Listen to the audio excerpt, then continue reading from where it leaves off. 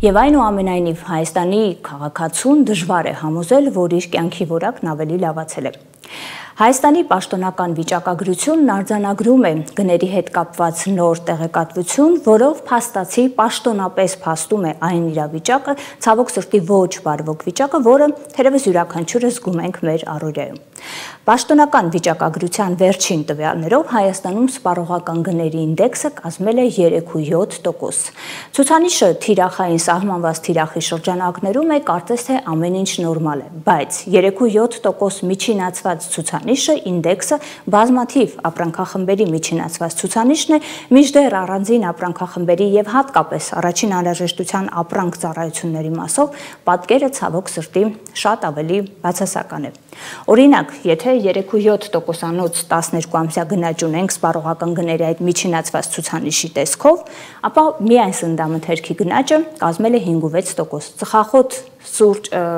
ալկոհոլային խմիչք ապրանքախմբում ունենք 6.8%-անոց թանկացում։ Որոշակի նվազում կա հագուստ եւ կոշիկ ապրանքախմբում, փոխարենը կարևոր ծառայություններում, ինչպիսիք են առողջապահականը, տրանսպորտի կամ կրթական ծառայությունները, ըստ էության արդեն տևական ժամանակ է եւ այսօր էլ շարունակում են թանկանալ։ Նշված ապրանքախմբերից յուրաքանչյուրի ավելի մանրամասն ուսումնասիրությունն իր հերթին իրավիճակը շատ ավելի բարդացնում է։ Դիտարկենք սննդամթերքի օրինակը, որոշ տվյալներ ներկայացված արտացոլված մեր երկրորդ պատկերում։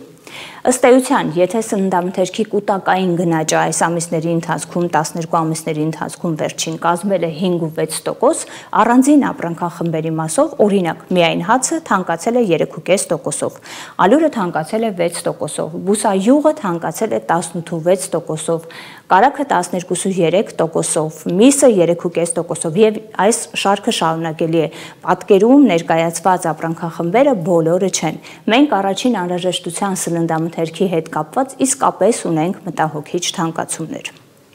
Եվ այս պարագայում, երբ օրինակ բուսայուղի թանկացումը 18.6% է, կարագը 12.3 եւ այլն, այսինքն առաջին անհրաժեշտության ապրանքների թանկացումները էական են եւ զգալի, արդյոք իսկապես օբյեկտիվ չէ հարցադրումը, որ 3.7%-անոց այդ միջինացված ինդեքսը սպառողական գների իրական թանկացումների հետ կապված ամբողջական եւ օբյեկտիվ պատկեր չի տալիս։ Տեսեք, թանկացումների դեմ պայքարի, դրանց սոցիալ-տնտեսական հետևանքների մեղման օրինակելի մեխանիզմներից եկամուտների համընդհանուր ինդեքսացիային մենք անդրադառնում ենք պարբերաբար, անգամ ունեցել ենք մի քանի հավելված որոշակի ժամանակահատված առաջ ունեցել ենք առանձին հավելվածով անդրադարձ եւ ընդ որում այդ անդրադարձում կարեւորել ենք եկամուտների հայտարարագրու ինդեքսավորում, իրական ինդեքսավորում եւ որ ամենակարևորն է գնաճին համարժեք ինդեքսավորում։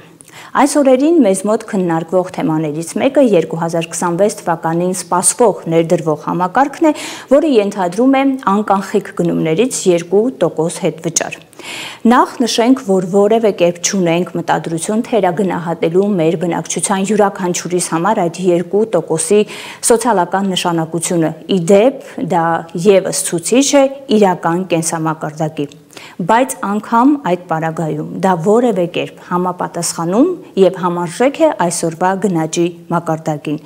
Յուրաքանչյուրս փոքրիկ վարժություն կարող ենք անել մեր իսկ կատարած միջինացված գնումներից, դրանից սպասվող 2% հետվճարից եւ յուրաքանչյուրս մեզ համար կարող ենք իրականում շատ արագ ստանալ հարցի պատասխանը, որքանով եւ ինչ խնդիր է լուծելու այդ 2% հետվճարը, եթե իհարկե բացառենք նախընտրական տրամաբանության ներքո քարոզչական խնդիրները։